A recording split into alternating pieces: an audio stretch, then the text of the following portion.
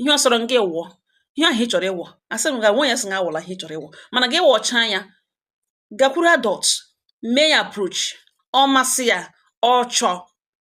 this idea of iwocha ihe ị chọrọ iwe gị na-egbu emimigharị ebururu ụmụaka nọ ka wee be m dị against enweghị chọrọ ịma ihe ewu ị na-akpọ ugele ị na-akpọ ntu sọsọ gị ma ihe ị na-akpọ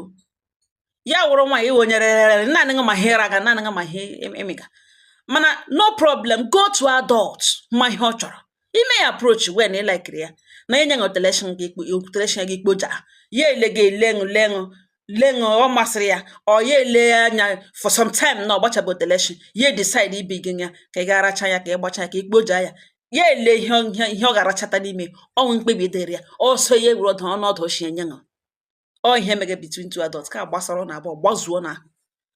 mana iwocha ihe ahụ ị na-aghọ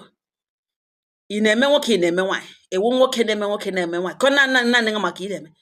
stay away from kids chineke ụmụaka lụwara ha